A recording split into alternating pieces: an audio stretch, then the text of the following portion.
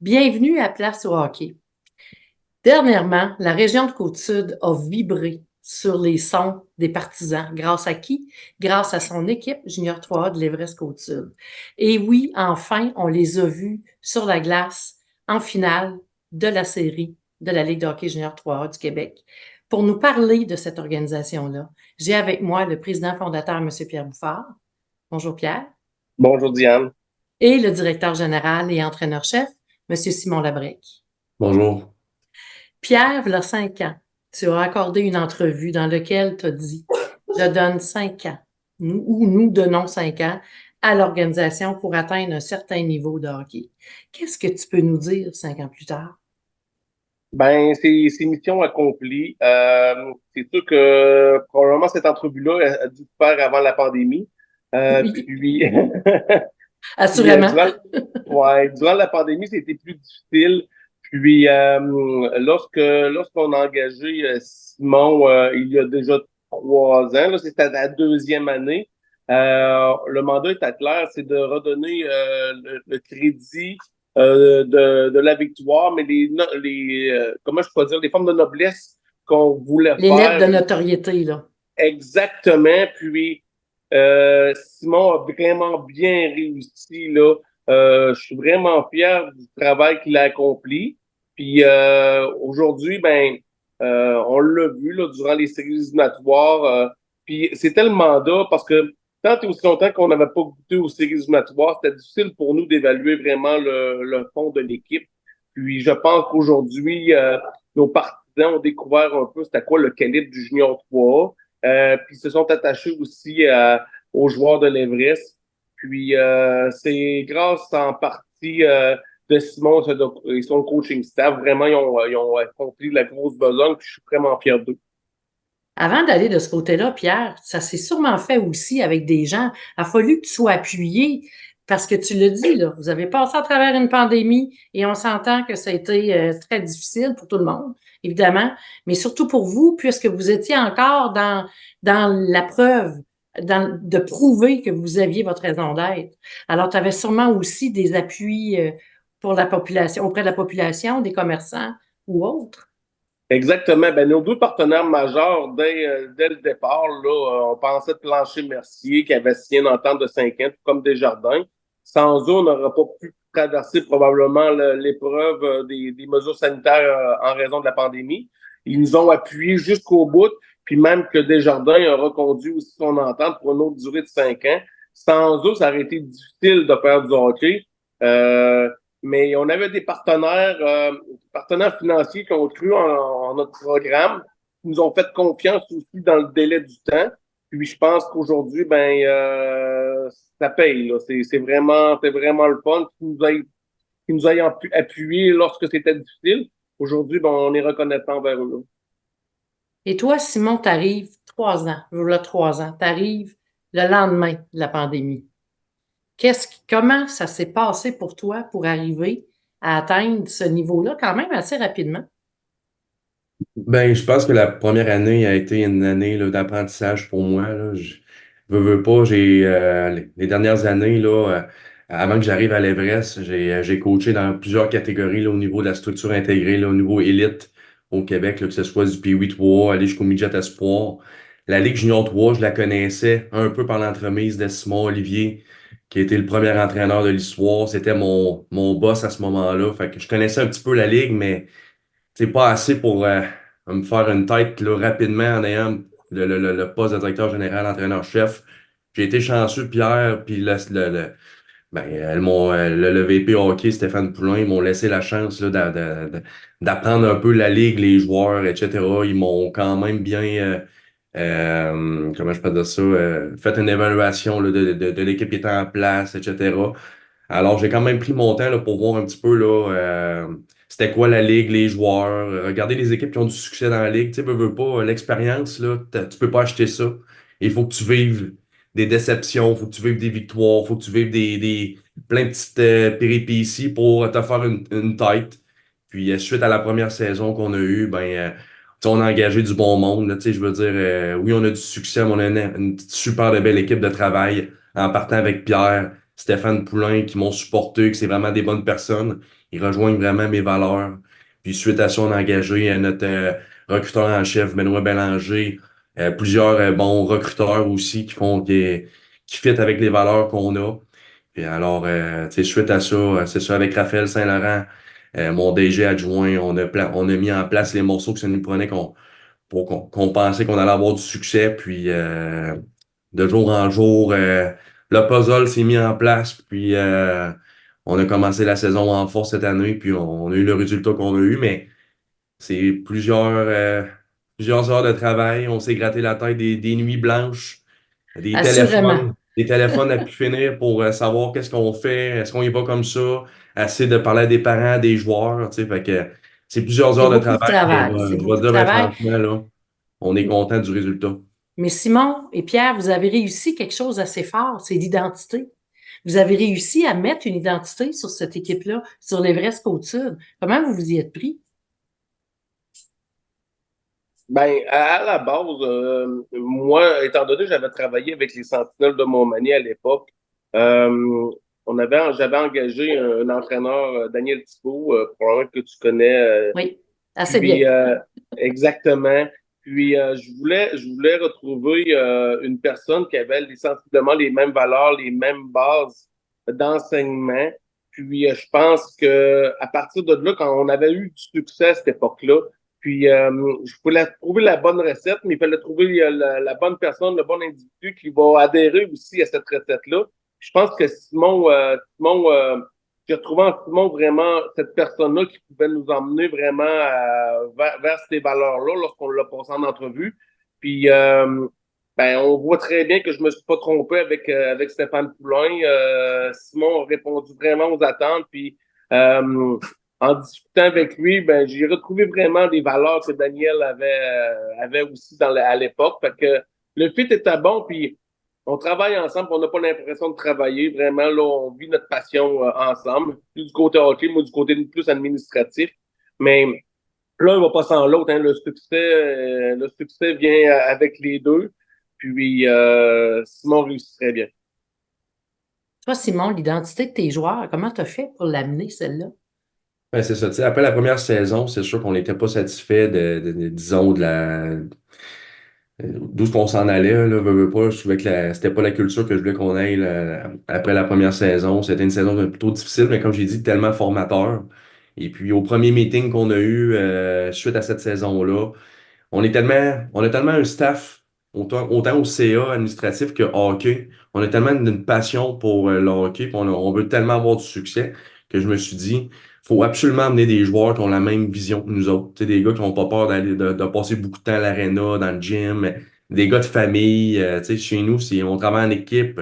Il y a vraiment un gros sentiment d'appartenance au niveau de la famille de l'Everest. Alors, c'était vraiment de trouver des joueurs qui fitaient avec ces valeurs-là. Puis c'est ce qu'on a fait. Puis c'est pour ça que on a eu ce succès-là. Mais fallait vraiment amener des joueurs qui avaient la même vision là, que l'organisation. Puis on a fait un certain ménage. Puis on a gardé des joueurs qui fitaient avec nous autres. Puis on les a entourés là, de bons leaders. Puis la famille de plus en plus forte, là. On a eu notre souper d'équipe dernièrement. Puis tu sais, c'est beau de les voir aller, là, même après la saison. Là, on voit que les gars ont vraiment tissé des liens serrés, puis c'est le fun de voir ça. Puis c'est pas pour rien qu'on a eu ce succès-là. Là. Oui, puis on le sait qu'à cet âge-là, c'est des souvenirs puis des moments qui sont empruntés, qui ont des empreintes, pardon, dans leur vie à tout jamais. Là. Il y a des expériences qui vont leur servir, comme tu le disais si bien, Simon, hein. Il y a des hauts, il y a des bas, il y a des échecs, il y a du Ouais. succès, puis il y a toutes sortes d'expériences dans ça. Mais l'Everest, vous vous êtes pas contenté de demeurer dans votre cours. Vous avez été plus loin aussi au cours de l'année. Vous avez offert un service de développement auprès des jeunes de la région de Côte-Sud. Et ça aussi, j'imagine que ça fait partie de l'ADN de développer aussi ce sentiment d'appartenance auprès de votre équipe. Ben effectivement, ça a fait le but aussi lorsqu'on a créé l'Everest, c'était d'offrir peut-être l'opportunité de créer un programme de sport scolaire aussi ici dans nos écoles. C'était plus difficile compte tenu des circonstances que je contrôle pas. Mais le directeur général du centre de service, Monsieur Jean-Marc Jean, à l'époque, m'avait appelé pour savoir si on était intéressé à être un partenaire avec lui. Il y avait un programme qu'il voulait créer. Puis je pense que c'est vraiment bien adapté. Puis ça a créé le programme scolaire de hockey là, avec le centre de service scolaire. Puis ça impliquait les 4 écoles secondaires des 2 MRC de Montmagny-Lillet. C'est vraiment formidable parce que c'est une première. Puis je pense qu'ils l'ont bien réalisé. Suite à ça aussi, on a créé l'Académie Everest, où lorsqu'il y avait des journées pédagogiques, Raphaël euh, offrait la chance à des jeunes de pouvoir s'épanouir aussi dans le domaine du hockey, des trucs. Puis je pense que ça a bien répondu. C'est ce qui fait en sorte que c'est des activités qui font en sorte que ça grandit dans la communauté, puis qu'on sait plus connaître, puis il y a une forme d'identité qui se fait aussi. On le remarque que les jeunes portent leur chandail avec fierté, viennent au match, veulent voir les joueurs. Puis ça, ben, ça crée un tremplin aussi, puis ça donne la motivation à nos joueurs de poursuivre. Quand on voit que ces jeunes-là veulent les rencontrer, veulent continuer, c'est vraiment plaisant. Puis ben, pour nous autres, côté administratif, ben, ça nous donne le goût de poursuivre parce qu'on voit qu'il y a des résultats dans la communauté. Et Simon, est-ce que tu crois que ce programme-là pourrait faire en sorte qu'il y ait encore plus de joueurs de la région Côte-Sud qui pourraient joindre ton équipe?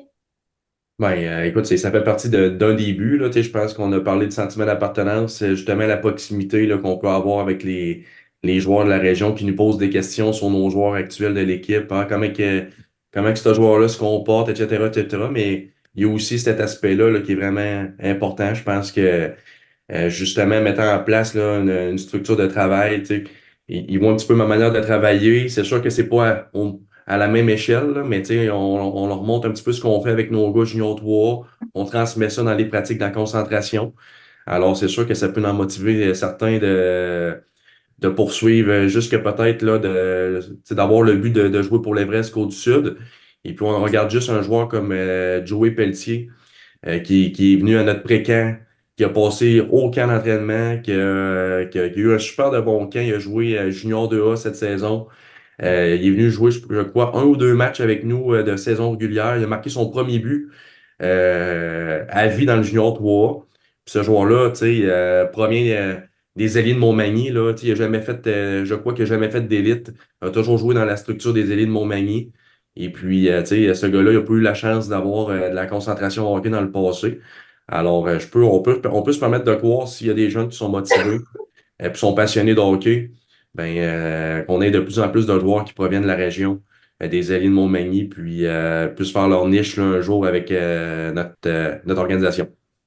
Qu'est-ce qu'on peut s'attendre dans la prochaine saison, messieurs? Là, on a atteint quand même un niveau assez élevé. Est-ce qu'on peut penser que la prochaine saison soit aussi intéressante pour les partisans, entre autres? Ben, moi, je pense que le côté administratif, on croit vraiment à notre personnel hockey. Euh, euh, nos commanditaires devraient poursuivre. J'ai entendu vraiment de beaucoup de commentaires de gens qui avaient délaissé le hockey pour nous dire que ils vont être de retour l'année prochaine, malgré ça, c'est vraiment constructif pour nous. Puis c'est de bon augure aussi. Fait que moi, je suis vraiment content. Puis en même temps, ben, j'ai vraiment confiance en notre personnel hockey aussi pour la suite des choses parce que on a eu quand même eu des bonnes confirmations de certains de nos joueurs de 19 ans qui allaient revenir. Mais ça, je préfère laisser Simon en discuter parce que c'est vraiment plus leur personnel hockey qui ont à discuter avec ces joueurs-là. Ouais, c'est ça, comme Pierre il dit, ben, une de mes fiertés, tu sais, après avoir parlé avec chacun de mes joueurs qui ont la chance de revenir l'année prochaine, m'ont majoritairement tous dit qu'ils voulaient revenir avec nous l'année prochaine. Alors, on a quasiment, je pense, une quinzaine de joueurs qui pourraient être de retour avec l'équipe l'an prochain. Et puis, on est vraiment bien préparés. Là, tu sais, Raphaël Saint-Laurent a fait un gros travail là, au niveau là, de parler avec les joueurs, les futurs joueurs qui pourraient jouer pour nous autres, parler avec les familles, les parents, les joueurs pour créer vraiment une approche avec eux, puis créer un sentiment d'appartenance. Puis c'est sûr que les joueurs qu'on vise l'année prochaine, ces joueurs-là ont tous vu le succès qu'on a eu, le nombre de personnes qui sont venues au match. On parle de milliers, je ne sais pas combien de personnes, Pierre pourrait nous le dire, là, durant les séries là, au total, là. Mais c'est quand même assez impressionnant. Puis je pense que les joueurs ont le goût de vivre ça puis d'embarquer là-dedans.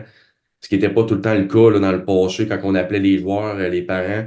Il y avait toujours une réticence. Mais là, maintenant, je peux vous dire là, qu'on fait partie, je vous dirais que les gens sont excités là, de venir voir c'est quoi l'Everest. Puis avec, avec les retours d'une quinzaine de joueurs, puis les prospects qu'on vise, là, je peux vous dire qu'on est assez confiant là, pour l'année prochaine là, de réavoir de belles saisons. Puis, tu sais, un de mes plans, c'est que à chaque année, on soit dans le mix là, pour être une équipe compétitive. Puis, tu sais, on peut pas promettre les championnats chaque année. Mais ce qu'on peut faire, par contre, c'est d'essayer d'être dans le mix à chaque année pour faire partie des bonnes équipes de la Ligue. Puis c'est ce qu'on essaie de faire. Écoute, tu amènes un point important que je vais absolument aborder, l'engouement. L'engouement des partisans, ça a été extraordinaire. Est-ce qu'on peut parler que maintenant, ils vont être derrière vous, enfin, pour les prochaines saisons? Combien? Combien, Pierre? Combien d'assistances que vous avez eues? On a, j'ai pas le chiffre, mais dans les séries éliminatoires, près d'après 10 000 spectateurs qu'on a eu durant les séries éliminatoires, dont la dernière, on a annoncé 2133 de mémoire, là. Fait que on avait des bons contextes aussi pour attirer les gens, mais la plus belle des choses, Diane, c'est pas des avoir attirés, c'est des avoir convaincus que le produit était excellent, puis que ils vont, en tout cas, on se le souhaite parce que ça va être une première, là, on verra à l'automne, mais c'est des avoirs attirés, mais des avoirs convaincus que le produit est excellent et qu'ils reviennent. Et avec les commentaires que tu viens de dire, Simon, là, si on parle de l'automne, moi, de ce que je comprends, là, les inscriptions ou le recrutement est déjà amorcé pour le prochain camp de sélection. Donc, c'est au mois d'août, je pense que vous commencez. Ça va être un camp de sélection assez intense. Si tu as déjà autant de joueurs qui sont là, Ouais. c'est sûr qu'il y en a qui vont vouloir pousser dans le dos des autres. Donc, Ben, ça va être intense comme camp. c'est ce qui fait en sorte que tu peux avoir du succès. Tu sais, quand t'as de la compétition à l'interne, puis que tu as des grosses décisions à prendre parce que là, hey, tabarouette, la qualité des joueurs est là, ben, c'est sûr, c'est douloureux des fois de prendre ces décisions-là, mais en même temps, c'est ça qui est bon pour l'organisation. C'est là que, justement, la compétition à l'interne, elle devient de plus en plus forte. Puis c'est là que les gars repoussent leurs limites, comme on dit. Puis c'est ça, ce week-end, on s'en va à un showcase à Saint-Jérôme. On a invité des joueurs qu'on va parler avec les parents, avec les joueurs. On va les évaluer. Et puis suite à ça, ça va être le repêchage là, à Valleyfield. Et puis ça va être vraiment important pour nous autres de faire les bonnes sélections là, pour qu'on puisse avoir un très bon camp d'entraînement. Un camp d'entraînement relevé là, pour qu'on puisse partir l'année en force. Puis non, c'est vraiment positif, honnêtement. Ça n'a jamais été aussi positif là, au niveau du recrutement. Puis de partir déjà l'année prochaine avec une base de joueurs là, qui est déjà importante pour nous autres, là, tu sais, qui ont vécu ce qu'on a vécu cette année. C'est Comme j'ai ça. dit tantôt, l'expérience, ça ne s'achète Ouais. pas. Puis ces gars-là ont vécu une finale devant 2000 personnes. Oui, on a perdu le dernier match, ça fait mal, mais en même temps, souvent on apprend dans l'adversité, dans les défaites, puis on a une quinzaine de joueurs qui ont vécu ça qui peuvent revenir l'année prochaine. Puis on peut rajouter des joueurs avec ça là, qui pourraient fitter avec nous autres. Fait que, c'est de bonne augure pour nous. Pierre, Oui, est-ce qu'on peut parler de fierté dans la région à ce je pense, stade-ci là, de l'Everest? je pense qu'on peut commencer aujourd'hui à parler de fierté puis de réussite. Lorsqu'on a commencé le programme, on se donnait une dizaine d'années pour vraiment voir, là, on parlait de 5 ans au début, mais à la base, c'était vraiment plus de 10 ans. Lorsqu'on l'a démarré en 2017, je pense qu'aujourd'hui, on commence à voir le fruit des résultats, puis je suis vraiment content. Parce qu'il faut vous dire hein, que l'Everest, pour ceux qui vont nous écouter, ce n'est pas qu'un club de hockey, c'est aussi un cadre scolaire. Donc, les jeunes qui viennent à Montmagny, exemple, ils sont aussi, ils peuvent Écoute, avoir le service scolaire. Ouais, on va prendre une gorgée d'eau. Pour- excusez. C'est pas grave. C'est pas grave, c'est enregistré. C'est-tu enregistré? Oui, hein? Oui, il me semble que oui. Oui, hein? Parce Ouais, que là, moi, je le vois plus, là. Je suis à plein d'écran, là. Oui. Parce qu'à ce temps, il ouais, est en haut, hein? Fait que je le vois pas, là. J'espère que c'est enregistré. ça enregistre. Oui, recording, je viens de le voir, c'est bon. C'est une fille veut être sûre, hein? Là, OK, je parlais du cadre, je parlais de, OK. Parce qu'on sait que l'Everest, maintenant, c'est pas que le hockey qu'on offre, on offre aussi un cadre scolaire. Donc, les joueurs qui veulent venir se joindre à vous, ils ont aussi la possibilité de continuer leurs études au Cégep de Montmagny. Parlez-nous donc de cet encadrement-là. Exactement. Ben, cette année, c'est encore plus le fun parce que je pense que il y en a une dizaine qui ont participé à venir s'inscrire au Cégep ici. On a une conseillère académique aussi, Frédéric Monnier, qui s'occupe vraiment d'eux. Puis, on a l'opportunité d'avoir un cégep qui est quand même très petit. Fait que c'est quasiment un cégep privé où ce que les enseignants sont vraiment proches de leurs joueurs. Puis, c'est ce qui en fait une fierté aussi, c'est de voir aussi que les jeunes décident de venir aussi à notre cégep. Ça faisait partie un peu de la vision que j'avais lorsqu'on a créé l'Evris. C'est d'attirer des jeunes étudiants à venir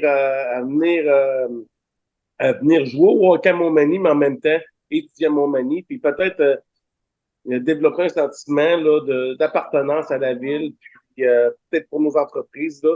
Même cet été, là, j'ai su qu'il y en avait 3 qui avaient décidé de rester à Montmagny pour travailler au lieu de retourner dans leur ville natale. Mais ça, c'est platard dans notre cas. Là. C'est on voyait, comme Simon disait, les liens étaient tellement tissés serrés que cette année, dans la chambre et entre coéquipiers, que certains d'entre eux ont décidé de rester par ici. Et Simon, au niveau hockey, c'est quoi la place que ça prend, la réussite scolaire? Parce que contrairement à ce que les gens peuvent penser, là, le junior 3A, je pense que c'est important pour eux, la réussite scolaire aussi. Ouais, c'est la priorité. Honnêtement, c'est la priorité. C'est numéro un pour nous autres. Puis, tu sais, j'ai rencontré quelques parents justement dernièrement, là, des parents de nos joueurs. Puis, c'est sûr que l'école, c'est la priorité. Puis, on a un staff très humain là-dessus. Tu sais, je veux dire, d'autres, les pratiques sont obligatoires chez nous, etc. Mais je veux dire, si les gars ont besoin gros examens, études, ben, on va s'arranger pour que les gars soient bien entourés là-dessus pour passer leur examen, qu'il y ait du succès à ce niveau-là. Et puis, non, c'est vraiment la priorité pour nous autres, là, les études. Là, tu sais, pas, on veut que les gars réussissent au niveau hockey, mais je pense que le pourcentage de joueurs qui vont réussir de l'école est pas mal plus élevé que celui du hockey. Puis ça, c'est ultra important pour nous autres, là, les études. Puis on va toujours mettre ça de l'avant, là, avant une pratique ou un match de hockey. Mais c'est clair que l'école, c'est très, très important pour nous autres. Qu'est-ce que vous aimeriez dire à la population, à vos partisans? Ou je recommence. Est-ce qu'il y a une question que j'ai manquée, Pierre et Simon, là? On arriverait vers Non, la ça fin. va bien, oui. J'ai-tu manqué une question? Y a-t-il quelque chose que tu voulais absolument mentionner ou Ben, je suis content de la réaction des gens pour les séries éliminatoires. Je vois qu'ils commencent à avoir une effervescence envers notre équipe de hockey. Puis je pense que les joueurs le méritent, l'organisation le mérite aussi. Il y a beaucoup de travail autour d'une simple partie de hockey, mais je pense qu'aujourd'hui, on a de la population de notre côté, puis on va s'assurer de pas baisser les bras, de continuer aussi à travailler fort pour que notre population continue à venir nous voir, puis en offrant un produit de qualité, puis que ça devienne la fierté vraiment de la région, là, notre équipe de hockey junior 3. Ben, moi, c'est la même chose. Moi, je veux juste dire merci à la population qui se sont déplacés et venir nous encourager tout au long des séries éliminatoires parce que vraiment, ils ont fait vivre une expérience incroyable à nos joueurs. Là. Tu sais, encore, dernièrement, je parlais avec mes joueurs, puis ça revient beaucoup, ça, l'expérience qu'ils ont vécue de jouer devant une foule aussi importante. et bruyante? Bruyante, Et bruyante, oui. exactement. J'en parlais avec Pierre justement dernièrement. Là, tu sais, l'aréna de Montmagny, quand elle est pleine, là, il y a une sorte d'ambiance. Là, Il y a une âme qui est là, ouais, là. exact. Ça sent le hockey. Puis, écoute, excuse-moi. Oh, Là, moi, c'était ton téléphone? ouais, c'est mon, voyons comment on appelle ça, là, mon système intelligent là, de mon Ah, ordinateur qui est parti. c'est pas grave. On va le couper, Mais ce bout-là, c'est pas grave. exact, mais c'est ça, il y a vraiment un nombre, puis l'ambiance était incroyable, l'engouement, tu sais, on la sentait, puis c'est ça qui est le fun, tu sais, la population quand elle embarque dans notre projet, puis tu sais, on s'entend, là, je pense que les gens, s'ils peuvent avoir une équipe gagnante régulièrement de saison à saison, je pense que les gens peuvent embarquer. Les gens, je pense qu'on les a, ils ont vu le produit, ils ont vu que c'était du bon hockey, puis en venant à l'aréna en grand nombre, ben, ils font vivre des expériences incroyables à ces jeunes-là. Tu sais, ces gars-là, là, des fois, là, ils ont comme but de jouer junior majeur, puis des fois, de venir jouer junior 3A, ben, il y a une petite déception, puis c'est ça, mais si on peut les encadrer comme il faut au niveau de l'école, au niveau hockey, puis qu'en plus de ça, à chaque match, il y a de l'engouement, il y a de l'ambiance, ben, ces gars-là, ils vivent une super de belle expérience chez nous, puis la population fait partie de nos succès, puis je pense que je peux juste dire merci aux gens d'avoir embarqué là-dedans parce que ça fait juste nous aider à avoir une meilleure expérience à nos jeunes, puis à tout le staff d'entraîneur, etc. Ça nous donne le goût de continuer à travailler fort pour revivre ça dans le futur. C'est Donc, plus on facile pourrait, aussi pour recruter. assurément, les joueurs sont plus intéressés à venir joindre Ouais. l'équipe, hein? Exact. C'est plus C'est facile pour sûr. nous autres de convaincre des joueurs quand on le sait que la ville de Montmagny embarque dans le projet de l'Everest de Côte-du-Sud. Puis on a juste à regarder des fois dans des ligues là, de l'Ouest ou maritimes, etc., les foules qu'il y a là-bas. Ben, dans les petites communautés, ça marche énormément, hein. Des fois, ils ont des spectateurs de 750, 800, 1000 personnes. Ben, c'est très attirant pour les joueurs de jouer devant des foules de la sorte. Puis on sait que Montmagny, Pierre, tu es natif de cette région-là, Montmagny-Côte-Sud. J'y ai vécu pendant quand même une trentaine d'années et c'est une ville de hockey de toute façon. Je pense que les gens devaient attendre tout simplement que votre équipe éclot pour pouvoir y aller, y assister, puis de constater le travail que vous faites. Parce que c'est une ville de hockey. Donc, Oui, s'ils c'est sont derrière effectivement. vous, ils vont être derrière vous jusqu'à la fin, là, c'est sûr. Exactement. C'est quand on a créé l'Everest, on le savait que la ville de Montmagny était une ville hockey. Il fallait juste trouver le moment pour faire découvrir ce calibre de hockey. Maintenant, c'est fait. Je pense ils vont poursuivre à nous suivre. Prochain rendez-vous, camp de sélection? C'est ce qu'on pourrait dire à nos gens? Oui, exactement. Le pré-camp, on va avoir un pré-camp qui est en début août à Saint-Étienne, Saint-Étienne de Lauzon.